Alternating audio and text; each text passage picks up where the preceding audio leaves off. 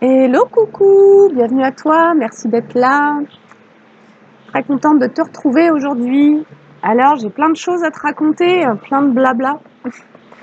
Du coup, la première chose, c'est ça rebondit sur la guidance d'hier. Je sais plus ce que j'ai dit hier, mais en tous les cas, ce que là je vais te dire, ça nous ramène à l'un des concepts de la prophétie des Andes. Non, n'importe quoi. Des accords Toltec. Attends, je me recentre. Voilà, de ne pas prendre les choses personnellement. Et en fait, hier, ce que ça m'a dit, après la guidance, ça m'a dit, mais le comportement des personnes ne définit pas ta valeur. Nous avons eu ce sentiment, enfant, que la façon dont nous étions traités reflétait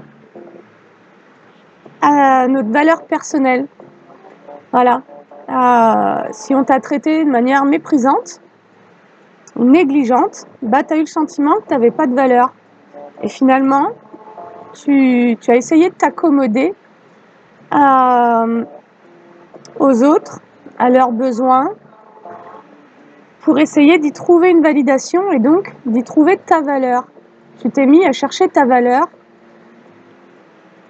au travers de ce que tu pouvais donner aux autres. Parce que c'est ce qu'on t'a laissé croire. On t'a laissé croire que on t'accorderait de la valeur selon ce que tu donnes, ce que tu fais pour les intérêts des autres. Tu vois, ça va être très intéressant. Je t'invite vraiment à rester jusqu'à la fin. Donc, ça a déclenché chez toi une croyance limitante qui est que ta valeur est définie par la façon dont les autres te traitent. Et donc, si tu t'es attiré beaucoup de malveillance et de mépris ou de rejet, ben, tu t'es considéré un peu comme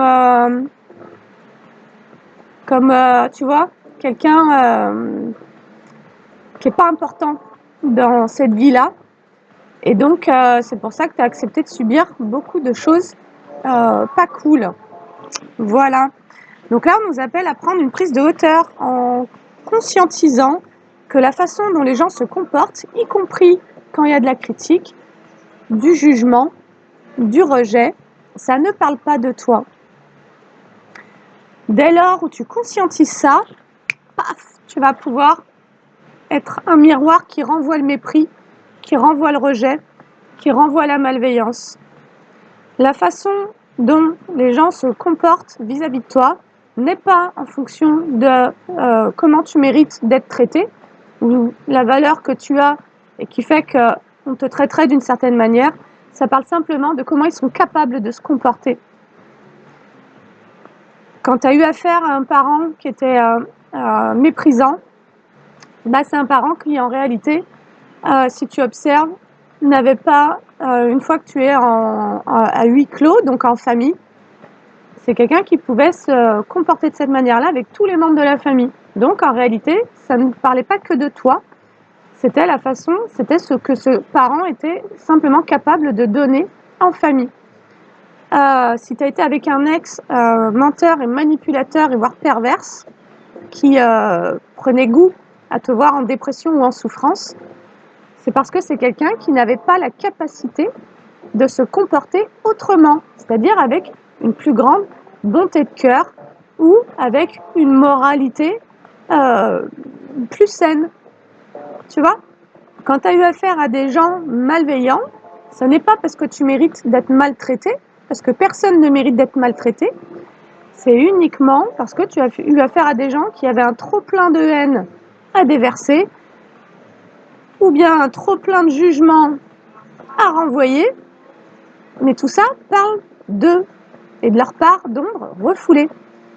Donc, ce que tu as reçu en termes de traitement ne dit pas ni qui tu es, ni quelle valeur tu as, ça parle simplement de comment les gens sont capables de se comporter, tout simplement. Donc, il n'y a pas besoin d'aller chercher plus loin. face à la malveillance, face à tous ces trucs, tu n'y es pour rien.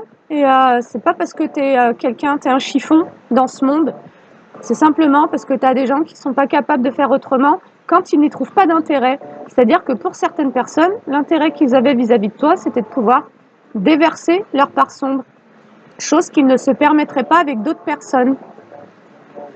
Voilà. C'est en ça que parfois nous sommes des poubelles psychiques. C'est que ce que certaines personnes se sont permis avec toi depuis une forme de gentillesse, mais qui cache en réalité un état de soumission et de docilité à la malveillance, parce que c'est ton éducation. On t'a éduqué à accepter tout ça, sans te rebeller, sans rechigner, a permis à certaines personnes, parce que c'est comme si que leur part inconsciente réagissait avec la tienne en fait, tu vois. Et donc, tu as eu affaire à des personnes qui se montraient toutes lumineuses en surface et qui refoulent énormément d'ombre. Voilà. Et donc, toi, dans ta part d'ombre, tu as refoulé ton propre pouvoir et ta propre puissance, ta propre souveraineté pour pouvoir te sentir important dans la vie d'un parent. Sauf que l'importance que tu as eue, ça a été de répondre à ses intérêts. Et c'est là où je vais te parler d'un déclic qui, moi, est en train de changer ma vie. Le déclic, c'est que maintenant, je priorise mes intérêts. Et ça paraît con pour un narcissique, parce que le narcissique, il agit toujours en fonction de ses intérêts. Et il n'a aucune culpabilité vis-à-vis de ça, et donc, il crée de la relation selon ce que l'autre va pouvoir lui apporter. Mais si tu as grandi dans un environnement qui a été violent, où il y a eu une violence psychologique, une violence psychique et physique y compris, à aucun moment tu n'as pu développer ton ego. Je te jure, je suis tombée sur ça ce matin. On me l'a envoyé au petit-déj. Truc de fou.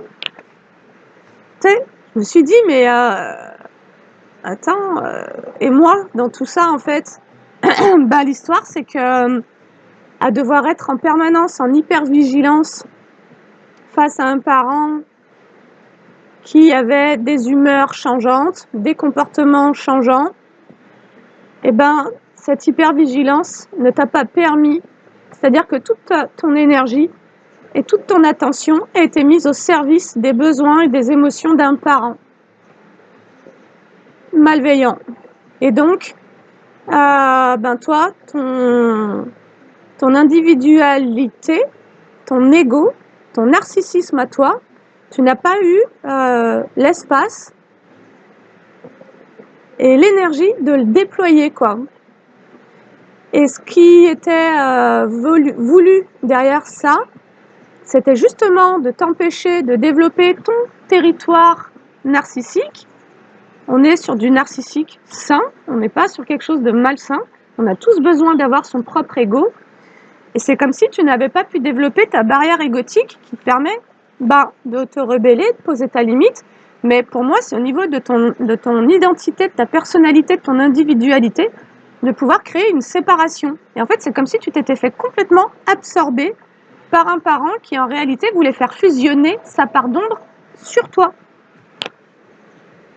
Tu as un parent qui, depuis des comportements qui ont créé chez l'enfant une profonde insécurité et donc une profonde dissociation, un grand désancrage, a voulu fusionner sa part d'ombre sur toi.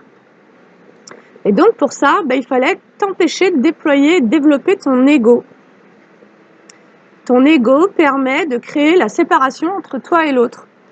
Et du coup, depuis cette hypervigilance, tu es comme resté coincé finalement à un stade du développement psychologique de l'empathie qui n'est pas une empathie intégrée, mais qui est une empathie dans l'hypervigilance. En gros, j'ai une sensibilité que je n'utilise que pour détecter les prochains mouvements de ce parent dans ses humeurs tordues. Et donc, c'est aussi pour ça que ton attention, je m'adresse à des gens qui sont en hypervigilance depuis petit en fait. Je m'adresse à des gens qui attirent des prédateurs depuis tout le temps en réalité. Pourquoi ? Parce qu'il y a justement cette hypervigilance et que les prédateurs, ça, le sentent. L'hypervigilance vient raconter que tu as des insécurités, tu vois. Et donc, les prédateurs savent très bien que l'empathe traumatisé va pouvoir mettre au service de l'autre ses qualités, quoi. Voilà. Va tout faire pour éviter les conflits, va tout faire pour éviter de poser sa limite, donc va refouler la part sombre, sa propre part sombre, dans sa souveraineté, et donc va activer ce qui va croire être sa part de lumière dans un rôle de sauveur, mais en réalité va se rendre victime. Et donc, ce qui est très, très beau dans ce que j'ai capté ce matin, c'est que ça m'a dit, bah maintenant c'est pour ma gueule, quoi. Maintenant c'est ma gueule en priorité, en fait. Voilà. Et mais comme un déclic de, putain, en fait, j'ai jamais pu affirmer tu vois, mon propre ego de, ben ouais, moi aussi je vais briller, moi aussi je vais te remballer, moi aussi je vais te dire merde, et puis moi aussi je vais m'affirmer, et puis moi aussi je vais peut-être te faire peur, tu vois. Et puis moi aussi je vais être égoïste, voilà. Et ça, je crois que c'est le plus important dans tout ça, c'est que quelque part, celui qui a pris le rôle de victime et de sauveur, c'est comme empêché d'être dans l'égoïsme sacré. Et l'égoïsme sacré, c'est le dernier stade de l'empathie intégrée. L'empathe est complètement détaché des émotions et des besoins et des énergies extérieures lorsqu'il s'accorde d'être égoïste. Et c'est là où moi je me suis dit, mais en fait, ils ont tous agi pour leurs propres intérêts vis-à-vis de moi, tout le temps, depuis tout le temps. Et puis, moi, au milieu de tout ça, bah, j'étais quoi et je faisais quoi? Ben, j'essayais de satisfaire tout le monde, quoi. Jusqu'à arriver aujourd'hui à me dire, bah putain, franchement, ça m'a miné. L'état émotionnel dans lequel ça m'a mis, professionnellement, sentimentalement, etc. Parce qu'en fait, depuis cette empathie, mais en réalité cette hypervigilance, t'étais comme câblé sur les prédateurs. Et c'est pour ça qu'il y a eu des possibilités de mise sous emprise. C'est qu'en réalité, tu répétais cette soumission aux prédateurs auquel tu accordes toute ton attention. Mais parce que depuis aussi cet état de victime, mais surtout d'hypervigilance, tu croyais que de faire ça, ça allait te mettre en sécurité et ça allait te maintenir en survie. Et ben ça c'est vrai, ça t'a maintenu en survie, mais ça t'a pas permis d'être en vie, quoi. Donc là maintenant les gars, on va simplement conscientiser que c'est notre gueule en priorité, et c'est-à-dire que ce que se sont permis les narcissiques de faire toute leur vie, ce que nous avons jugé en fait aussi chez eux, ben on va aussi l'utiliser comme outil, quoi. Et donc on va se mettre à penser à nous, et on va se mettre à prioriser nos besoins, ce qui veut dire que tout ce qui a été envoyé en projection, si par exemple tu as un pervers narcissique qui voulait que tu t'autodétruises en tant qu'empathe pour son propre bonheur, bah la projection elle disparaît, quoi. Et du coup tu vas te concentrer sur ton propre bien, ta santé, ton machin, tes finances, ta vie, ton domaine sentimental. Si tu as un ex qui te persécute énergétiquement parce qu'il ne veut pas que tu ailles voir ailleurs, que tu te libères, eh ben il va se faire voir et tu vas prioriser tes besoins. Et donc, tu vas choisir ta belle relation, tout simplement. Tu vas te donner le droit, parce que parfois, on se maintient dans l'idée que « Ah non, surtout pas, je veux pas ». Et en réalité, c'est pas ça que tu veux réellement. Tu n'es pas conscient que là, tu es en train de répondre à une projection de quelqu'un de possessif sur toi. Tu vois? Et donc, prioriser tes besoins, ça va te dire, ça va venir te dire, on veut pas que je le dise tout ça, mais c'est pas grave. Ça va te dire, bah, en fait, maintenant, c'est ma gueule, quoi. Et donc, bah, moi, qu'est-ce que je veux pour moi? Ben, je veux un gars au top. Je veux un mec courageux. Je veux un mec qui a pas peur du regard des autres, qu'on a rien à foutre. Donc, indépendant. Je veux un boulot qui me plaît. Voilà. qui me permettent de gagner de l'argent, qui m'épanouissent. Je veux donc une vie confortable, en fait. Je ne veux pas rester en précarité toute ma vie parce que ça rassure des gens qui n'y arrivent pas ou je sais pas quoi. Et donc, ma gueule, quoi. Voilà. Et je veux aussi te parler de la déception. La déception, finalement, tu la ressens quand quelque chose ou quelqu'un ne répond pas à tes attentes. Et donc, c'est-à-dire quand tu réalises que la réalité est bien différente de ce que tu avais espéré. Après, il y a une distinction à avoir entre ce que j'espère et ce que j'exige. Tu vois ? Et c'est là où tu as pu accumuler énormément de déceptions. C'est que, aussi, figure-toi, et ça me l'a dit dans mon bain hier, c'est que tu as mis en place des loyautés sur la base de projection de potentiel, quoi. Tu as projeté des potentiels dans des situations, que ce soit amicales, professionnelles, sentimentales, familiales, ce que tu veux. Tu t'es créé, c'est comme si tu avais anticipé des loyautés dans l'espoir qu'une relation aboutisse à un truc super chouette, quoi. Mais c'est resté hyper pourri, en fait. Et toi, tu as continué à donner de ton énergie, de ton attention, parce que tu as déjà déclenché la loyauté et donc inconsciemment, tu as déjà déclenché la culpabilité à changer de direction sur la base d'une croyance, d'un espoir, d'une attente que l'autre il puisse atteindre un objectif, un potentiel. Donc ça va être important de le conscientiser pour retirer ses loyautés. Hein. Voilà, parce que du coup, au niveau inconscient, on se maintient et on se retient de vivre parce que on a espéré que quelqu'un soit autrement que comme il est, en fait. Tu vois ? Et donc, de nouveau, on crée... je pense que c'est bien plus important de créer une loyauté envers des valeurs qu'envers des personnes. Et du coup, de pouvoir voir à quel moment les valeurs ne sont pas respectées.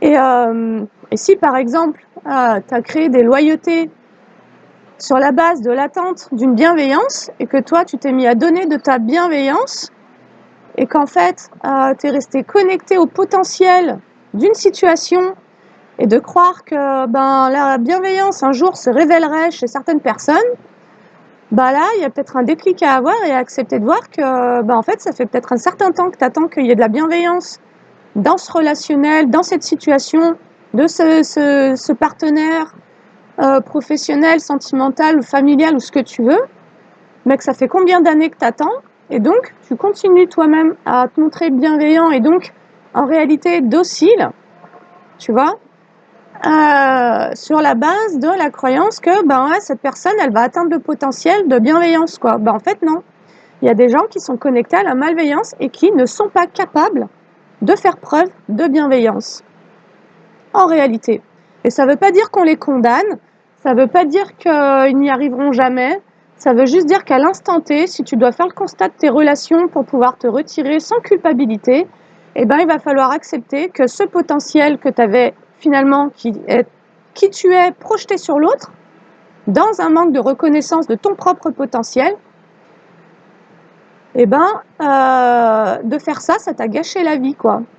Parce que tu t'es maintenu un certain temps dans des situations où le potentiel ne s'est jamais réalisé. Et donc, là où tu espérais qu'il puisse y avoir, par exemple, si pour toi, la bienveillance est une valeur que tu défends, c'est-à-dire que tu t'imposes à toi-même, quoi. Là, je te parlerai, c'est-à-dire que toi, tu as l'espoir que les autres soient bienveillants avec toi, mais en réalité, tu es dans l'exigence à toi d'être bienveillant depuis cette valeur qui est importante pour toi avec les autres.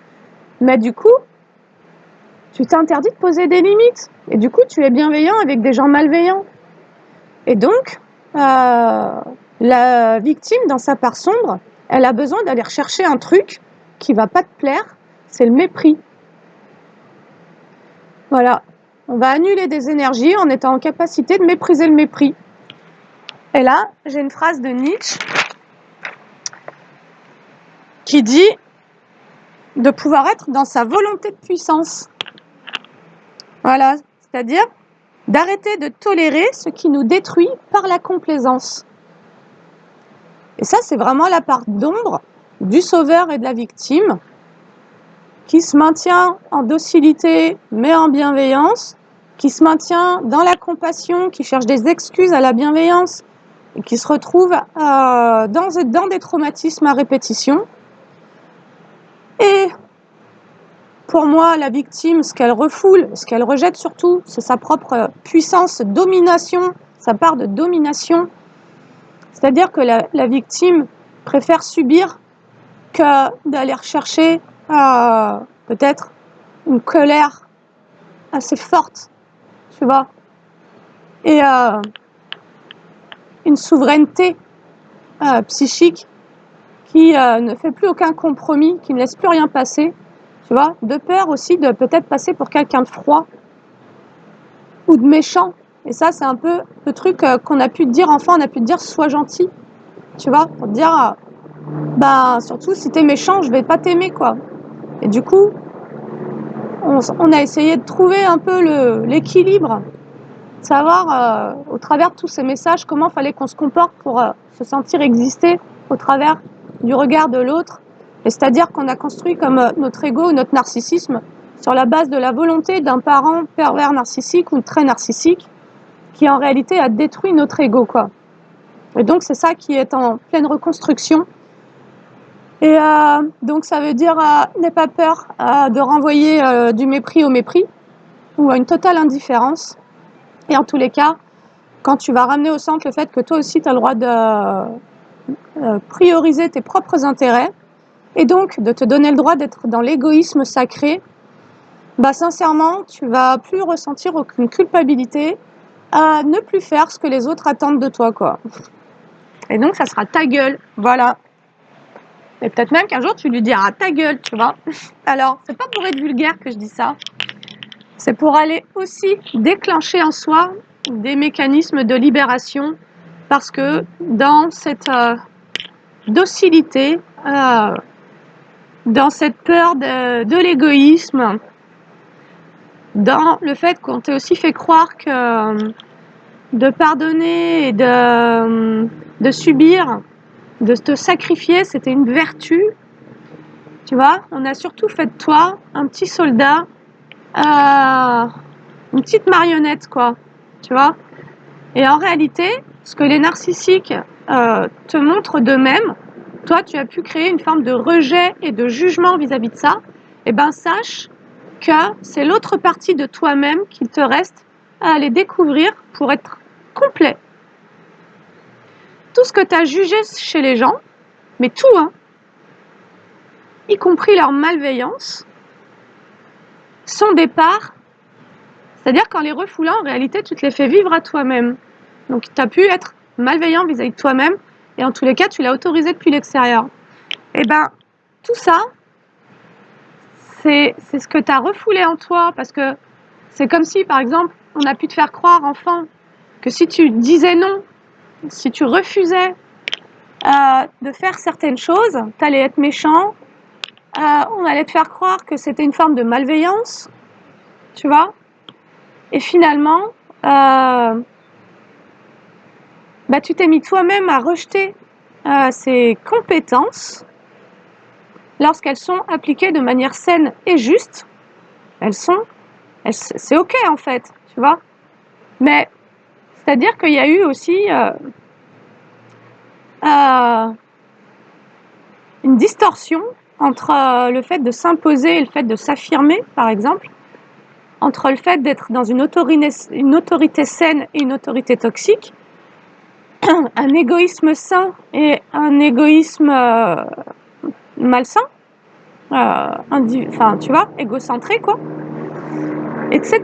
Mais là, si tu as subi des violences enfants, il se peut que ton narcissisme à toi n'ait pas pu se constituer parce que tu devais fournir trop d'énergie en hypervigilance. Donc tu sais qu'actuellement, je propose des séances collectives pour travailler sur le système nerveux, pour comme le ramener à un état pour aller désactiver l'hypervigilance finalement, tu vois.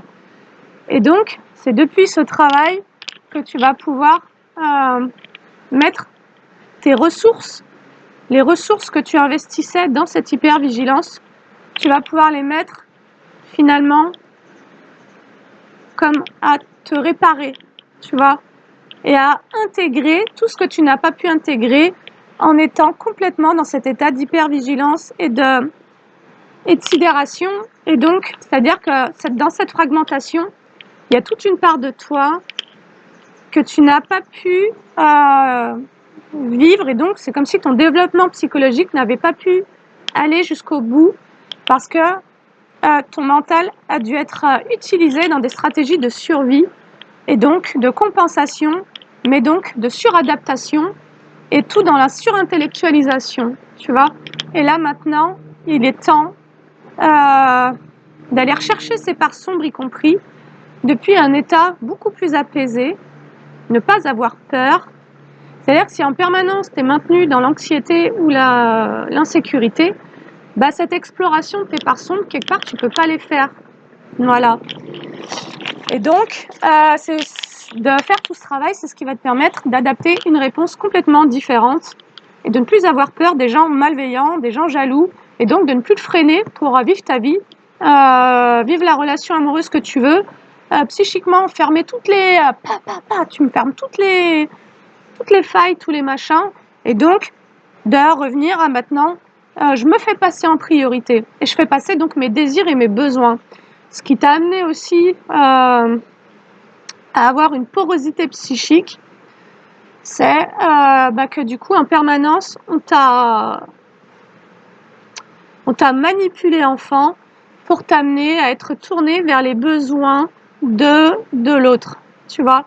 Ce qui veut dire qu'en permanence, toute ton attention était tournée en hypervigilance vers un parent, dans la malveillance, et ça, t'en as fait un conditionnement, c'est-à-dire pour toi, c'est devenu normal de donner ton attention à la malveillance, voilà, et de la guetter, tu vois, et donc de maintenir l'hypervigilance, et ça a créé comme une sorte de boucle infernale dans laquelle tu peux pas te développer, tu peux pas te régénérer, tu peux pas t'apaiser et tu peux pas avancer pour toi, et donc tu peux pas, tu vois, on va nous parler d'un nettoyage profond. Allez, donc merci à toutes les personnes qui se sont inscrites pour les séances collectives en travail sur le système nerveux. J'avais dit 1h30, je pense que ça sera 2 heures à peu près la séance, donc elle est à 40 €. Si tu souhaites y participer, ça sera donc mardi à 18h ce mardi 16 juin à 18h, ou bien jeudi 18 juin à 10h. Voilà. Et pour t'inscrire, il faut m'envoyer un SMS, et donc il y a mes coordonnées en barre d'infos de la vidéo. Allez, et on y va.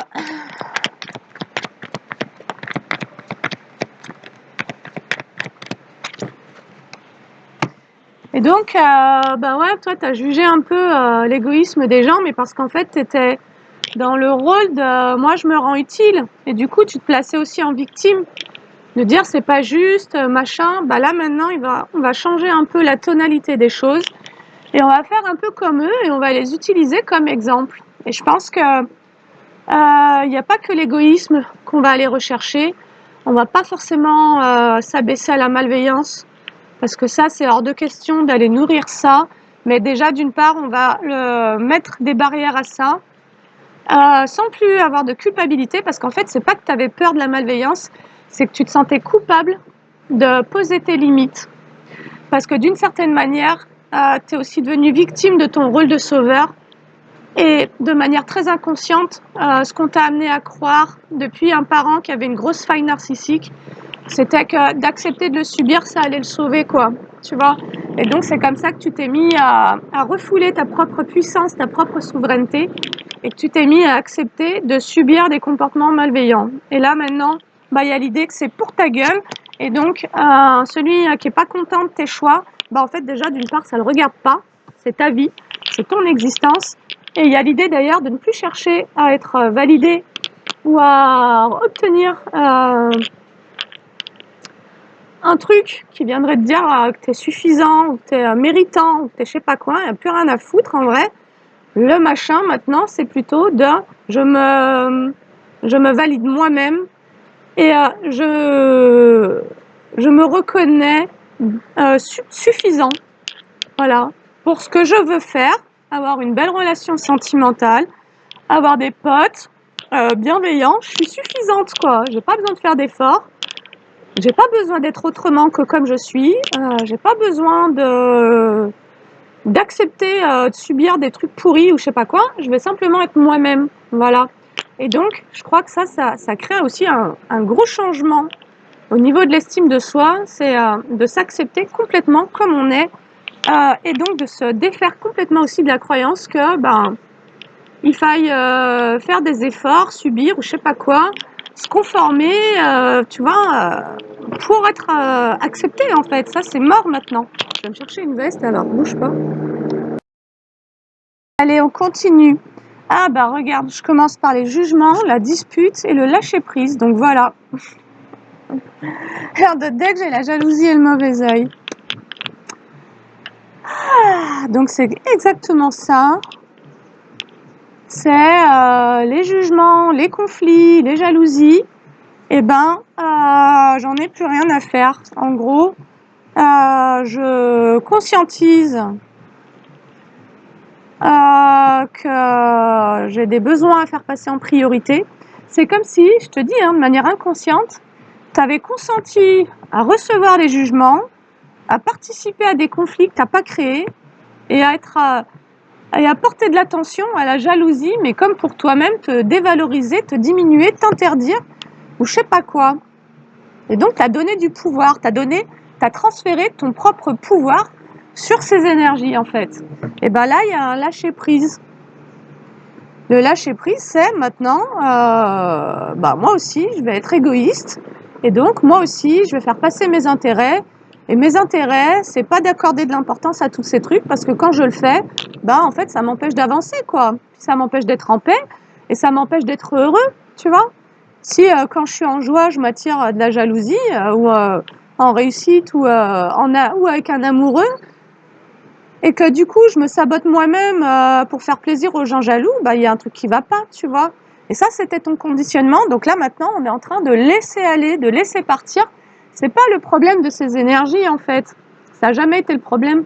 Le problème, c'était toi qui croyais devoir accorder de l'importance et donner de l'attention à tout ça. Et donc, activer le sabotage en toi.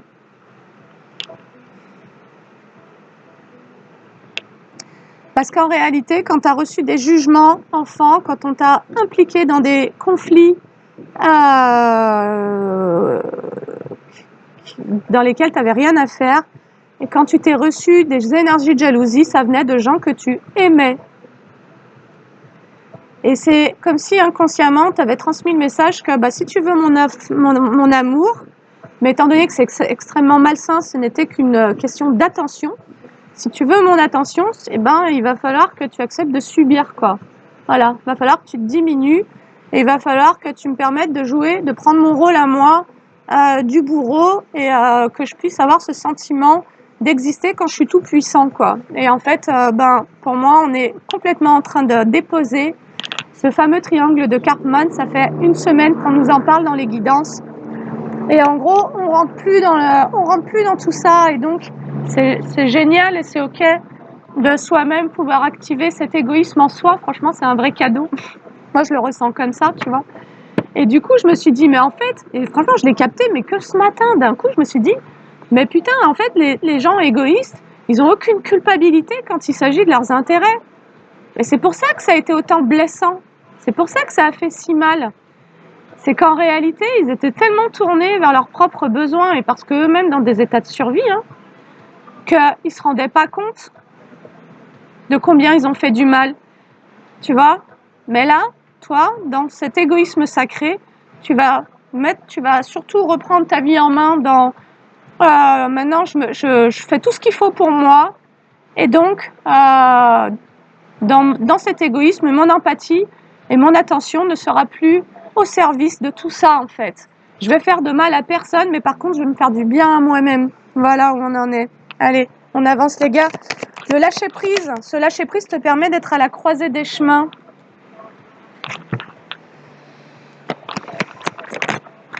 Un chemin qui était bloqué auparavant. Il y avait un gros blocage. En fait, c'est comme si tu étais resté un long moment à la croisée des chemins parce que tu t'empêchais toi-même d'avancer à cause de ta famille. Ta lignée familiale était une énorme énergie tierce sur la réalisation de ton bonheur dans ta vie. Parce qu'enfant, il y avait toutes ces mémoires de jugement, de conflits, de jalousie. Et en fait, tout ça, ça crée cette hypervigilance, cette anxiété. Et finalement, tu as mené ta vie en étant toujours et en permanence tourné vers l'extérieur. Là, tu sais quoi, ta seconde partie de vie, quand tu vas déclencher cet égoïsme sacré, c'est comme si tu avais mené toute une première partie de vie tournée vers l'extérieur, les besoins des autres, les sentiments des autres, les émotions des autres, comme à fusionner en permanence avec l'intérieur de l'autre et à t'oublier toi-même en fait. Et là, en fait, tu vas te permettre d'aller comme te connaître. Pour moi, cette seconde partie, vous la démarrez dans une exploration de vous-même, mais ça ne sera plus au travers de la souffrance, ça va être au travers du plaisir, au travers de la joie, au travers de la paix, au travers de la réalité aussi, tu vois. C'est fini en fait de se faire du mal, c'est fini d'accepter aussi qu'on nous fasse du mal. Et donc, nous ne sommes plus des victimes et nous ne sommes plus des sauveurs. Et nous ne jugeons pas les bourreaux, mais nous les tenons à l'écart. Voler! Oh, qu'est-ce que c'est beau! Elle a volé, c'est l'enfant intérieur. Allez, voilà. C'est comme si ton enfant intérieur s'était retrouvé complètement bloqué par cette lignée familiale, par cette famille. Mais en réalité, l'enfant a été bloqué dans son développement psychologique, peut-être même au niveau... j'entends neuro quelque chose.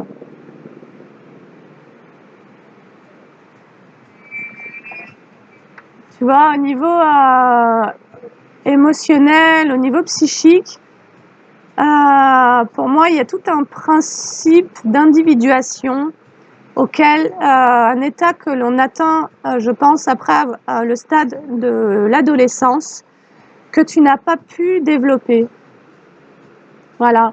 Tu as eu un parent qui t'a élevé dans la soumission et la peur, en réalité, pour te contrôler, pour contrôler ton énergie psychique, pour te garder comme ressource, y compris par la culpabilité. Quand on est dans le jugement vis-à-vis des gens, c'est pour leur créer un sentiment de culpabilité et donc de redevabilité. Quand on crée du conflit, c'est pour créer de l'anxiété, de l'insécurité. Et quand on est dans la jalousie, c'est pour envoyer le message à l'autre que tu ne dois pas être ta priorité. Tu dois faire de celui qui est jaloux et de ses intérêts à lui une priorité dans ta vie. Et donc, il va falloir que tu procrastines, tu t'interdises, tu t'empêches, tu te réduises, tu te fasses même du mal, hein, parce que si tu as un pervers narcissique jaloux sur le dos, lui, ce qu'il projette sur toi, c'est que tu te détruises. Voilà, que tu détruises ta lumière en fait, et donc ta santé, ton équilibre, ta joie, ton bonheur, ton épanouissement, ta réalisation, ta stabilité. Il va falloir que tu détruises toute ta lumière, quoi. Et c'est en ça que c'est apparu dans la guidance d'hier. Un parent, tu as dû cacher cet enfant intérieur. C'est comme si une part de toi qui était déjà consciente de ce qui se tramait enfant, dans ton enfance, avait déjà eu le réflexe, dans cette hypervigilance, de se dire « Ah, faut que je mette en sécurité l'enfant, ma part enfantine, c'est-à-dire ma part joyeuse, ma part légère, ma part joueuse, ma part qui vit des émotions. Tu vois ?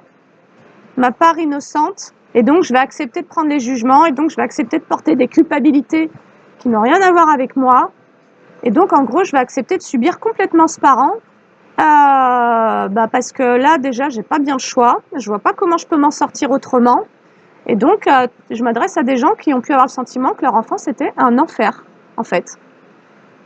Voilà, un enfer que tu as été amené à revivre. On t'a représenté une situation pour revivre cet enfer, pour que tu en sortes en fait, pour que tu te barres en fait. Tu vois, et que de nouveau, tu puisses te dire, en fait, que je me priorise, que j'évolue, que je me sente en paix, que je me mette en sécurité. Maintenant, c'est ça quoi qui va compter. Le plus important, ça va être mes besoins en gros. Voilà où on en est. Allez, donc cet enfant intérieur, on te confirme qu'il a bel et bien été bloqué. Voilà, on te dit que ce petit enfant, il a eu énormément de confusion, on lui a créé beaucoup de doutes à cause des jugements. C'est-à-dire que la barrière entre le bien et le mal, il savait même plus ce que c'était, quoi. Parce que tu avais un parent qui pouvait être violent et te dire c'est de ta faute. Alors attends, c'est lui qui fait du mal, mais donc c'est lui qui se comporte comme un bourreau et moi je suis sa victime, mais je vais devoir porter la culpabilité de son comportement. Donc tout ça, on l'a déjà travaillé. On en est là maintenant à défoncer tout ce système pourri, quoi. Alors, je vous rassure, je suis pas en colère, mais je pense quand même qu'on on est vraiment en train de réaliser qu'il y a tout un système qui a été tellement pourri. Il y a toute une part du monde qui a dû subir ce machin, quoi. Voilà. Et pour moi, le divin accompagne certaines personnes à prendre leur place, comme moi je le fais d'ailleurs, pour maintenant quitter les systèmes de domination. Et n'ayons pas peur, en fait. N'ayons pas peur de ça, quoi. Et sincèrement, moi, je préfère, en tous les cas, avancer dans cette direction que de continuer à me soumettre pour des gens malveillants un instant de plus, quoi. Donc, voilà. Et là, c'est qu'une question de peur. Et là, de nouveau, la peur de se confronter à ces énergies, c'est la peur d'un petit enfant, ce n'est pas la peur d'un adulte, d'un enfant qui n'avait aucun soutien, aucune sécurité, aucune protection, aucune maturité, au niveau émotionnel et psychologique, pour comprendre ce qui était en train de se passer. Et donc, qui a dû activer des ressources de suradaptation voilà, d'hypervigilance. En fait, tu as avancé dans ta vie en hypervigilance pour te sortir de ça, quoi. Allez. Donc, dans tout ça, quand tu vas te dire, maintenant, c'est ma gueule, franchement, tu vas t'autoriser à faire tout ce que tu as envie, tout ce qui te plaît, et à être vraiment heureux, quoi. Je te le souhaite. Alors, du coup, conscientisation, il y a une conscientisation sur le désintérêt et l'oubli. Voilà. Tu vas conscientiser que tu t'es complètement oublié. Pourquoi? Parce que, enfant, tu as dû complètement être mis de côté, quoi. Cette conscience de l'enfant a dû être mise de côté pour prendre la conscience d'un parent. Pour un parent dysfonctionnel au plus haut point, quoi. Voilà. Donc,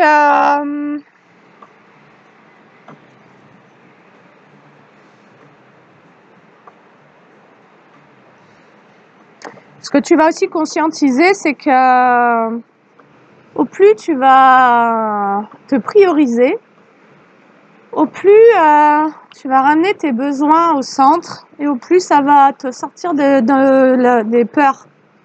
Des peurs liées à la jalousie, des peurs liées au jugement, des peurs liées à des conflits, tous ces trucs. C'est-à-dire que tu vas dégager tout ça de ton énergie et tu vas prendre des décisions, tu vas faire des choix pour ton bien, quoi. Parce qu'auparavant, tu te maintenais dans des situations où en fait, ça te maintenait dans cet état de survie parce qu'en fait, tu avais la croyance que tu pouvais pas en sortir, quoi. Tu vois? Tu avais la croyance que tu étais condamné à devoir subir des gens, à subir des situations, subir du mépris, subir du jugement, subir des trucs complètement sortis de où, en fait, tu vois? Les gens, ils se sont crus où? Tu sais, quand tu te réveilles de ça, tu te dis: «Mais ils se sont pris pour qui les gens? C'était quoi cette histoire?» Tu vois?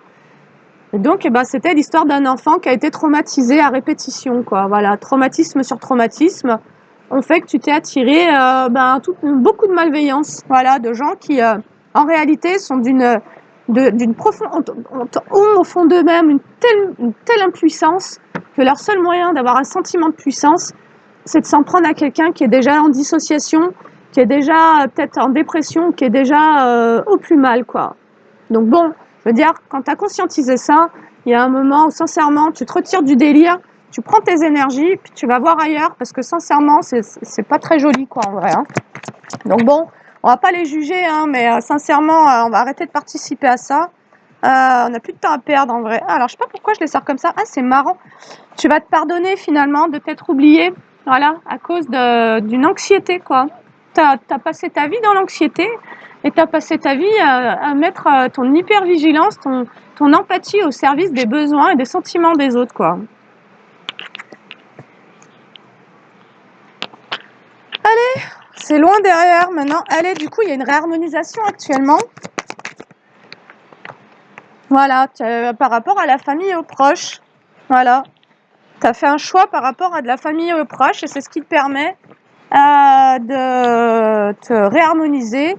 C'est que tu donnes plus l'heure à des gens qui veulent t'utiliser, qui veulent se défouler sur toi, qui auraient besoin de t'intimider, te critiquer ou de tout ça en fait. Là, on est en train de se dire, mais en fait, mais pourquoi on a permis ces trucs? Et c'est là où le pardon intervient. Et c'est d'ailleurs grâce à ce lâcher prise sur toutes ces énergies et le fait que tu sois en train de prendre conscience que tu es vraiment en train de changer d'état d'esprit, tu es en train de te détacher en fait. Pour moi, tu te détaches de toutes ces dynamiques. Tu te détaches de la matrice et des structures de domination. Voilà. Dans lesquelles on voulait te donner le rôle de la victime. Tu vois? Mais tu es en train de comprendre que tu n'es plus obligé de prendre ce rôle. Tu es adulte, tu as des ressources. En plus, tu as toi-même, si tu as joué le rôle de victime, ça veut dire que tout ce que tu as accumulé en termes de violence, en termes de maltraitance, en réalité, il y a une énergie hyper sombre en toi. Tu vois? C'est pour ça que je te parlais de colère. Et donc, de toute cette énergie que tu as absorbée en toi, il y a beaucoup d'énergie sombre à dégager, mais il y a aussi une énorme puissance en toi. Tu vois? Quand tu n'auras plus peur de ta part d'ombre, de cette puissance en toi, de cette colère en toi, je t'assure que tu n'auras plus peur de tout ça en fait. Allez, le choix à faire, c'était le nettoyage. Voilà, nettoyage émotionnel, nettoyage psychologique, nettoyage au niveau des croyances limitantes, nettoyage aussi au sujet des devoirs, quoi. Quels sont mes devoirs? Bah, mes devoirs, c'est certainement pas de me sacrifier pour tout un tas de gens, en vrai. Allez, tu as fait le choix de nettoyer les traces, les mémoires de cette lignée familiale. Et du coup,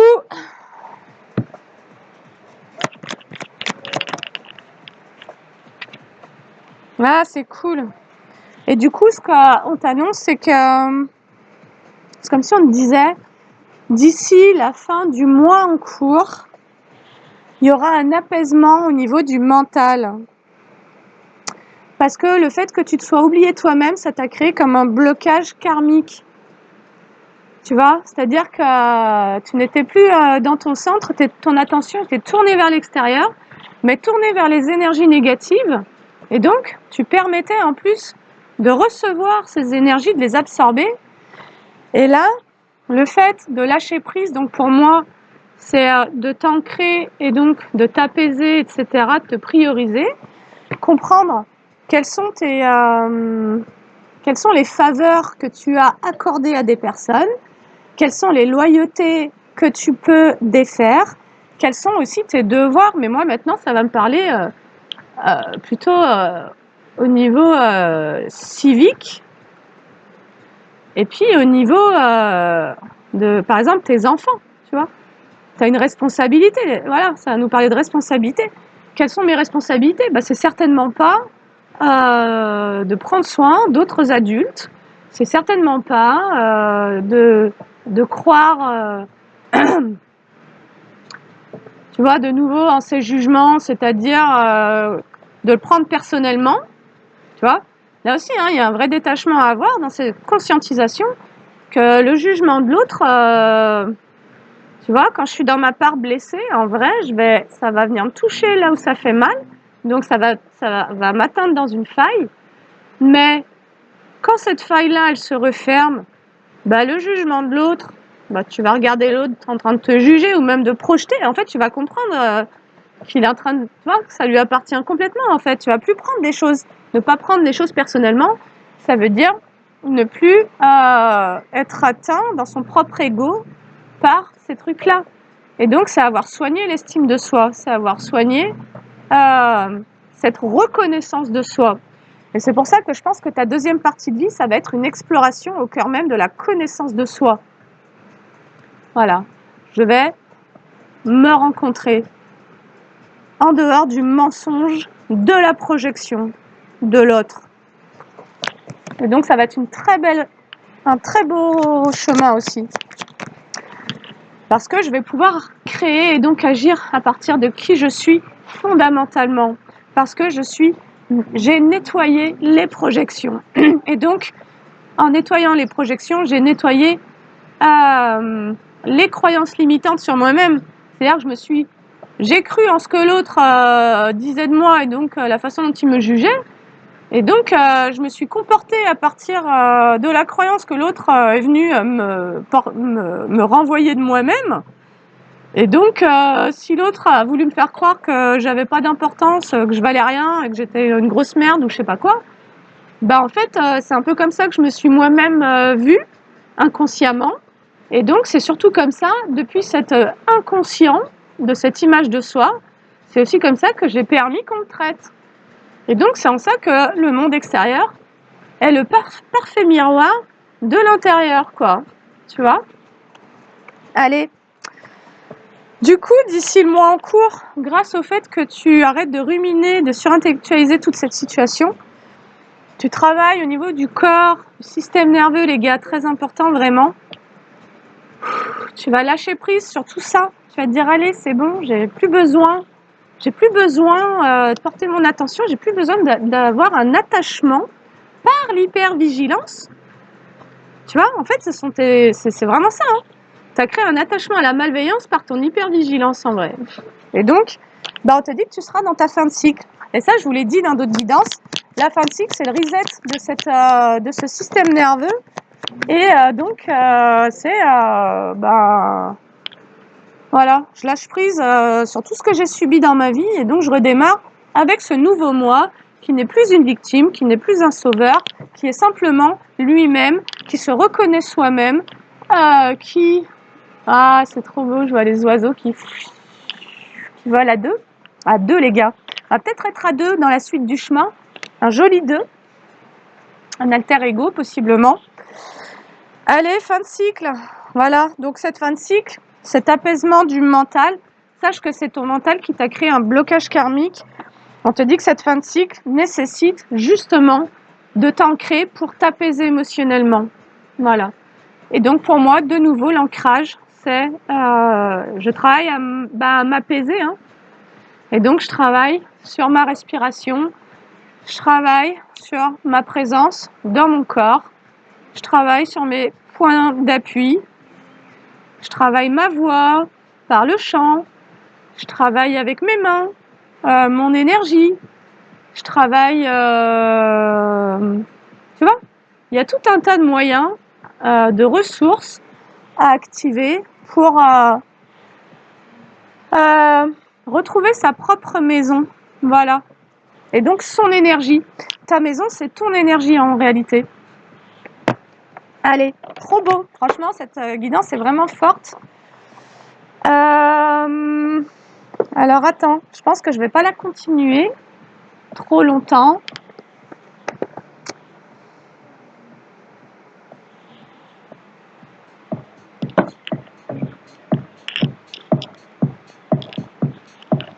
On va peut-être se redonner le droit de danser, faire la fête,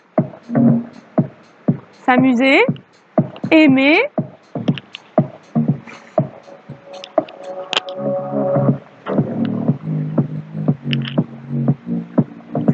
Allez, je mets un peu de son, le temps de rassembler mes cartes et de sortir un autre oracle.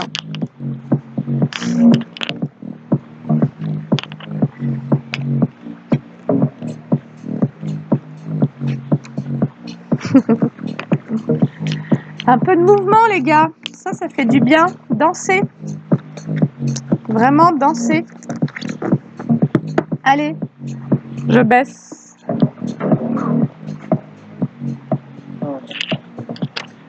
Alors, du coup, engagement. Engagement envers soi-même. Et je le redis sous cette formule-là, et c'est voulu. Maintenant, c'est ma gueule. Ça veut dire que moi aussi, je vais faire passer mes besoins en priorité, en vrai. Et donc, dès ce moment-là, c'est comme un engagement, c'est comme un choix de je coupe avec les projections des besoins des autres. Voilà. Et donc, je trouve que, sincèrement, je pense que ça, c'est vraiment un truc très narcissique quand même, et ça fait du bien. Ça crée le truc maintenant, tu vois, il n'y a pas de culpabilité. Vraiment, j'ai l'impression d'entrer dans ce narcissisme, cet égoïsme, et je ressens que les gens égoïstes, ils n'ont pas de culpabilité en fait. Et j'avais jamais ressenti ça avant, donc c'est vraiment fort, c'est vraiment puissant, c'est nouveau, et ça fait vraiment du bien. Et donc quelque part, je crois même que je peux les comprendre de comment ils ont agi. Par contre, je comprends pas qu'il y ait eu, qu'on ait voulu faire du mal à d'autres gens. Voilà, qu'on puisse vouloir prendre soin de soi, s'occuper de ses propres intérêts, ça je le comprends, là, maintenant, du coup, voilà. Mais par contre, je comprends pas qu'on soit malveillant et je comprends pas qu'on fasse du mal aux gens en vrai. Ça, c'est, voilà. Je crois qu'il y a ça entre certains, l'égoïsme malsain, malveillant, et l'égoïsme sacré. C'est que on peut très bien se recentrer sur soi et vraiment prioriser, répondre à ses besoins sans culpabilité. Mais si pour te faire du bien à toi, il faut faire du mal à quelqu'un, c'est ça qui va pas, quoi. Voilà. C'est ça qui est tordu, en fait. C'est ça qui crée des sadiques, en fait. Voilà. C'est que eux, dans leurs besoins, ils ont besoin de voir la souffrance autour d'eux. Il y a des gens qui ne supportent pas d'accepter cette réalité, qui sont en souffrance. Et donc, ils vont avoir besoin de créer la souffrance autour d'eux, quoi. En fait, ça, c'est pas... Voilà, maintenant, ça, c'est terminé. On permet plus ces trucs-là, ça dégage. Allez. Et il y a pas de pitié, en fait, tu vois. On va pas non plus se sentir coupable, maintenant, de refuser ces trucs, quoi. C'est fini. Alors qu'avant, il y avait cette culpabilité, hein. Allez, parce que c'était ta façon de réguler l'un de tes parents, hein, que d'accepter sa malveillance en vrai, hein. C'est ce qu'on a exigé de toi. C'est-à-dire qu'on t'a manipulé pour t'amener à consentir à ça, quoi. Alors, j'ai la maison en inversé. Qu'est-ce qu'on va nous dire? Ah, la guérison. Voilà.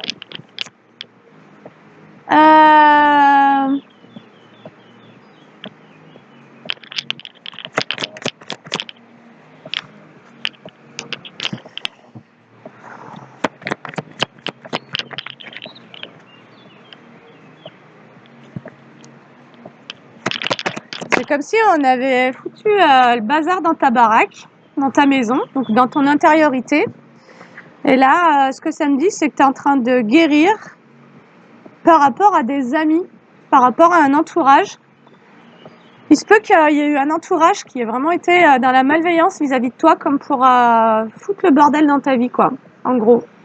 Et là, alors, non seulement on te dit que toi, tu n'agis plus, tu ne cherches plus, tu ne cherches plus à les comprendre. Tu ne cherches plus à agir pour leur faire plaisir. Donc, tu n'es plus complaisant et tu ne cherches plus à les comprendre.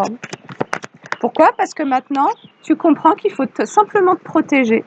Là, on va te parler d'un entourage qui soit familial, professionnel ou amical, mais on parle des amis quand même. On me dit que tu es en pleine guérison actuellement parce que tu ne cherches plus à agir, je pense même comme pour te faire apprécier, accepter, tolérer ou intégrer par un groupe de personnes qui aura mis beaucoup d'énergie à foutre ta vie en l'air. Voilà. Et t'en es simplement arrivé, la seule chose que tu avais besoin de comprendre, c'est qu'il fallait te préserver, te protéger, quoi. Donc, tu ne donnes plus d'énergie. Pourquoi? Parce qu'il y avait un profond manque d'amour dans cette situation. Mais bon, ça, tu l'as bien compris. Alors, je pense surtout que tu devais te protéger des cadeaux empoisonnés. Vraiment. Te protéger des mauvaises surprises.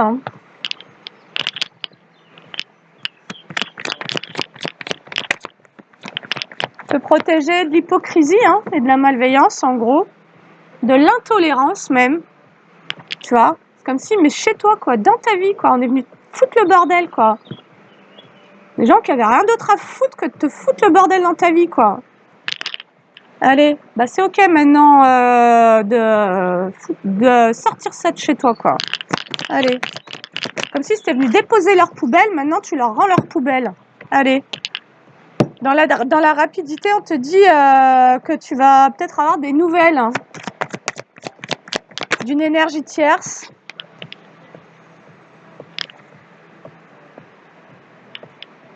De quelqu'un d'immature. Super.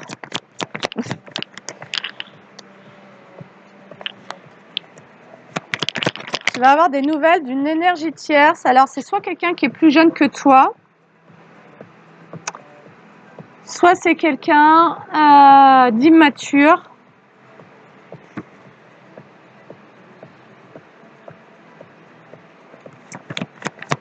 Qu'est-ce qu'elle veut, cette personne?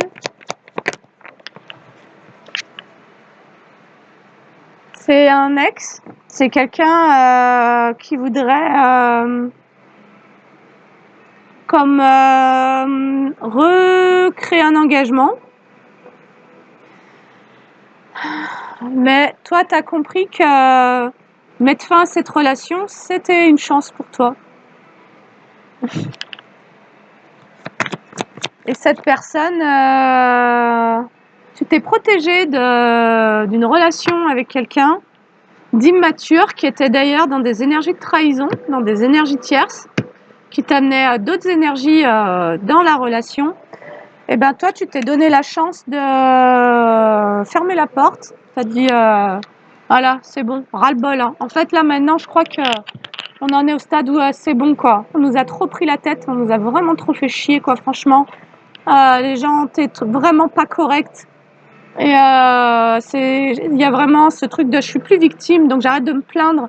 Et donc, je prends des décisions. Et donc, je m'affirme dans aussi le fait que maintenant je reconnaisse que c'est plus possible, quoi. Tu vois, c'est plus possible qu'on se foute de ma gueule. C'est plus possible qu'on soit tout le temps à me mentir.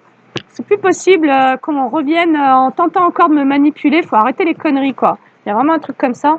Et donc, ouais, mais les gars, en fait, à un moment, cette colère-là qu'on cherche à refouler, faut bien aller la chercher aussi, hein.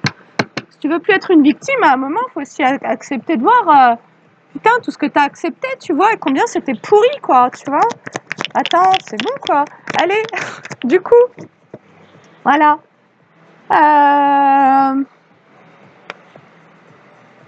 Dans la rapidité, donc, il y a une énergie tierce, un ex immature. Ah non, c'est pas ça. Attends, c'est une énergie tierce, immature, qui va vouloir communiquer avec toi.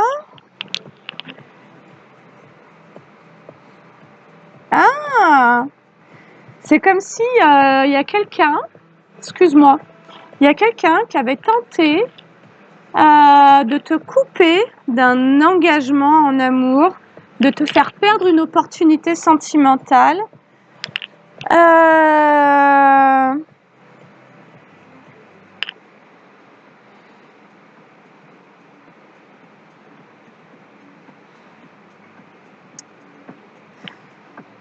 Non, je pense que c'est quelqu'un avec qui tu as été en relation, avec qui la relation est terminée. Voilà. Il y a quelqu'un avec qui la relation a été terminée. Cette personne, elle aimerait avoir une chance. Et elle aimerait accorder que tu puisses donner une nouvelle chance à la relation en y accordant de la valeur. C'est quelqu'un qui aimerait revenir vers toi en étant sincère.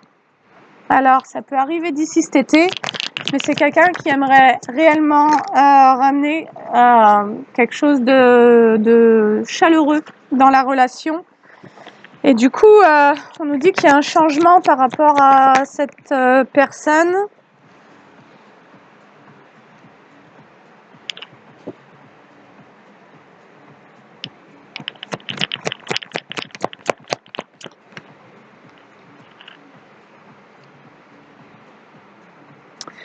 Moi, je pense que tu n'es pas sur la même fréquence que cette personne. Cette personne, elle va vouloir revenir. Mais depuis que vous vous êtes rencontrés, toi, tu as fait du chemin. Et donc, tu as travaillé sur toi. Et donc, tu n'es plus la même version. Et donc, cette personne... toi, tu es sorti de cet engagement parce que toi, tu voudrais un couple. Tu voudrais être dans un couple qui sache te donner une vraie valeur, en fait. Voilà, reconnaître la valeur de ton authenticité. En fait, excuse-moi, il est là le message. Toi, tu as quitté un engagement avec quelqu'un qui était immature, qui s'est comporté comme un enfant, pour de vrai. Tu as quitté, tu t'es donné la chance de mettre fin à cette situation parce que toi, tu veux être en relation avec quelqu'un qui soit capable de te reconnaître tel que tu es. Pas quelqu'un qui veuille t'enfoncer, que tu te minimises pour se rassurer. Tous ces délires, t'en as. Maintenant, c'est bon. Tu veux quelqu'un de mature, quoi. Et donc, toi, tu es sorti de cette histoire, voilà, parce que tu veux vraiment être dans un couple stable, en vrai. Et puis, tu veux vraiment que chacun soit sincère et authentique, chose que cette personne n'a pas été. Et donc, d'ici, on te dit qu'il y a un changement. Le fait que tu te sois éloigné de cette situation, c'est ce qui t'a permis d'aller créer ton ascension et de sortir des soucis. Et donc, cette personne, elle aimerait communiquer avec toi. Donc bon, sauf que, bon, bah toi, entre-temps, t'as pas chômé, quoi. Hein. Donc, allez, voilà. Tu vois, c'est ça, j'ai les communications. Toi, t'as travaillé... voilà. Alors, cette personne, elle va communiquer avec toi pour prendre un nouveau départ avec toi, ok? Mais qu'est-ce qu'on va nous dire sur ça? Avec les miroirs, et après j'arrêterai là. Alors déjà, je vais juste prendre une carte pour demander dans quelle énergie elle est cette personne qui revient. Est-ce qu'elle est toujours dans son immaturité ou pas? Parce que là, on ne me dit pas que... On ne dit pas qu'elle a changé, elle. Hein. Dans quelle énergie elle est? Ah, elle est optimiste. Elle est dans l'optimisme, elle a la croyance que tu vas être juste avec elle ou lui. Donc peut-être ne pas la juger. Elle a la croyance que tu vas lui donner une chance. Tu vas savoir être juste en lui donnant une chance. Voilà. Pour créer une famille, d'accord. Et sinon?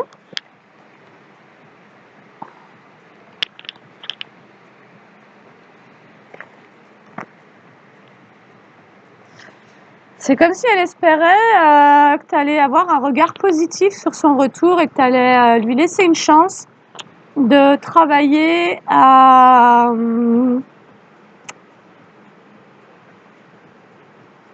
redonner une chance au projet d'être en famille. Et c'est quelqu'un qui travaille à l'estime de lui-même. Parce que c'est quelqu'un qui a aussi subi des reproches et des accusations. C'est quelqu'un qui se sent peut-être coupable. Et donc, c'est quelqu'un qui a dû prendre le temps d'examiner certaines de ses relations dans lesquelles il s'est senti jugé. Voilà.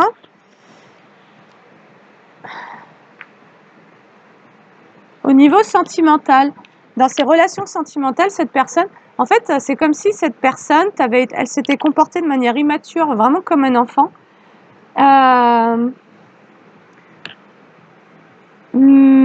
C'est pas quelqu'un qui a été vraiment un cadeau pour toi, mais c'est quelqu'un qui a été jugé dans la relation, dans ses relations amoureuses.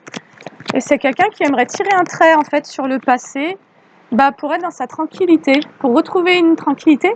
Mais attention que ce soit pas quelqu'un qui se soit comporté depuis le rôle du bourreau, qui soit en train de réaliser le mal qu'il a fait et qui cherche comme une guérison de sa propre conscience en revenant te gratter de l'énergie, quoi. Tu vois. Parfois, nous cherchons à nous réparer de culpabilité ou de choses comme ça, en croyant que ça doit se passer en retournant dans la relation. Sauf que, en vrai, tu sais pas si c'est, tu vois, cette personne, si c'est juste pour soulager sa conscience qu'elle revient, franchement, n'y va pas, quoi, tu vois. Et en tous les cas, ce qu'on peut te dire, c'est quand même que toi, ça a été une chance que tu t'es donnée de sortir de ça. Parce qu'à un moment donné, il se peut que tu te sois retrouvé à subir. Et donc, j'aimerais quand même juste savoir ce que toi, tu vas avoir envie de faire. Parce que tu peux aussi pardonner quelqu'un, hein, quelqu'un qui te demande pardon. Tu peux, voilà, du plus profond de ton cœur, ne pas le tenir en dette et donc en culpabilité. Mais c'est OK. Mais pour autant, ça ne veut pas dire que tu vas retourner en relation avec cette personne, tu vois. Si l'autre, il s'est trop mal comporté... que ça fait plus d'1 an qu'il t'a pas envoyé un message. Attends, je sais plus c'était quoi la question que j'ai posée, mais j'ai la maladie et la lutte. Qu'est-ce que toi tu vas lui... Ah ouais, toi non, toi ça te rend malade. Toi ça te met dans un conflit d'imaginer de revenir avec cette personne. Donc toi je crois que en vrai on va s'en prendre juste une dernière, mais vu que toi ça t'a rendu... En fait toi ça t'a rendu malade cette histoire et ça t'a mis dans un profond état de lutte. Moi, j'y crois pas trop, hein. Je suis pas très optimiste, hein. Je suis moins optimiste que lui, hein. Ah non, toi, tu t'es dépouillé. Allez, on pourrait nous parler d'un signe d'automne aussi. Je connais uniquement les balances dans les signes d'automne. Mais toi, tu es dans le changement. J'ai le chiffre 50. En plus, le 5, c'est le changement. Toi, tu t'es dépouillé de tout ce qui te rendait malade, de tout ce qui t'avait créé du conflit. Toi, tu es dans cette renaissance. Donc, pour moi, tu y vas pas, quoi. Tu vois, j'ai le 50 et le 25 sur le printemps. C'est comme si vous aviez formé un double à 25 et 25 et tu t'es séparé d'une partie de ça et donc tu es dans ton 25, chiffre 7, tu es dans ton printemps, tu es dans ta renaissance. Non, tu reviendras pas en arrière. Est-ce que tu reviendras ou pas? Nouvelle? Non, il n'y a pas de nouveauté. Tu veux pas de nouveauté avec cette personne. Voilà. Écoute, c'est OK, hein.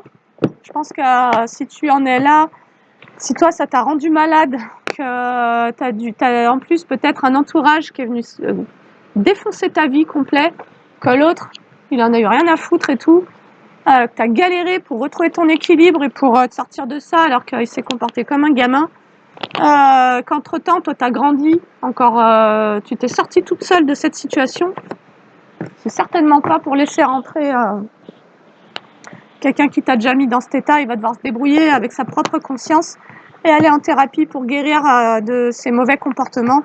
Ça ne sera pas grâce à toi. Tu ne vas pas lui accorder cette paix de nouveau l'intégrer et de nouveau prendre le risque qu'il puisse faire ce qu'il a fait, quoi, je pense. Voilà. Donc là, sur ce renouveau, on est plutôt sur l'envie d'accueillir une nouvelle rencontre, hein, je pense. Ou pas. Et d'être tu vois, en plus je t'ai dit, c'est ma gueule maintenant. Et je crois que ça fait changer les choses énergétiquement. Parce que là, il y a un vide énergétique pour cette personne, tout simplement. Elle te sent plus. Voilà, je vais parler de moi, mais je vais te parler de toi. Quand on arrive là, dans ce détachement, en fait, les gens, tous ceux qui venaient te pomper ton énergie, ils te sentent plus, quoi. Et donc, ils sont confrontés à leur conscience, en vrai. Et donc, c'est leur problème, c'est plus le tien, parce que toi, t'as assez bouffé dans cette histoire. Et donc, tu sais, quand on dit offrir la paix à l'autre, ça veut dire lui permettre de guérir autrement que par l'effort qu'il devrait faire sur lui-même, quoi. Tu vois? C'est-à-dire lui réouvrir ta porte et faire comme si de rien n'était en vrai. C'est pour ça que lui, il est optimiste. Il croit que toi, tu vas faire comme si que c'était comme avant. Tu vois mon regard? Je crois que tu as compris déjà les 4 lettres. Mais c'est même pas l'idée de ça, c'est l'idée que il y a des gens qui doivent vraiment faire un chemin avec eux-mêmes. Et là, moi, je crois que toi, tu es plutôt parti pour une nouvelle rencontre sur des termes de démarrer, de pas porter tout un passif. En plus, ça va être pour ta pomme, quoi. Tu vois? Toute la merde qu'il a fait dans la relation, toi, il va falloir que tu fasses comme si tu lui accordes la paix en faisant comme si ça t'avait pas, c'est même pas mal, quoi. Bah, en fait, non, t'as souffert de cette histoire. Donc bon, il va se démerder, hein, le petit gars, il va grandir dans son coin et puis c'est plus ton problème, tout ça. Et donc, bref, sur ce, n'hésite pas. Franchement, en séance, je parle pas aussi mal, sachez-le quand même. Je suis beaucoup plus calme, sauf s'il y a besoin de vous remuer un peu. L'énergie s'adapte à la guidance nécessaire ou au soin en magnésthésie. En tout cas, maintenant, mon empathie, personnellement, je l'utilise durant mes séances, durant mes transmissions, mais c'est tout. Et ça fait du bien, c'est des vraies vacances. Voilà. Je referai une guidance demain, mais j'en referai pas jusqu'à lundi ou mardi. Et puis, je pense que je vais en faire, je vais un peu espacer d'ailleurs. Et voilà, et donc n'hésitez pas à vous inscrire pour les séances collectives par SMS, et puis sinon à vous rendre sur mon site internet en thérapie, aller voir les commentaires, j'ai plein de jolis retours, voilà, de tout ce que ça amène en termes de déblocage et de libération, de venir en séance avec moi. Et donc je vous accueille avec grande joie, et surtout écrivez-moi par SMS s'il vous plaît, plutôt. Merci beaucoup, merci de liker, de commenter, de partager cette vidéo, et je vous dis à bientôt, salut.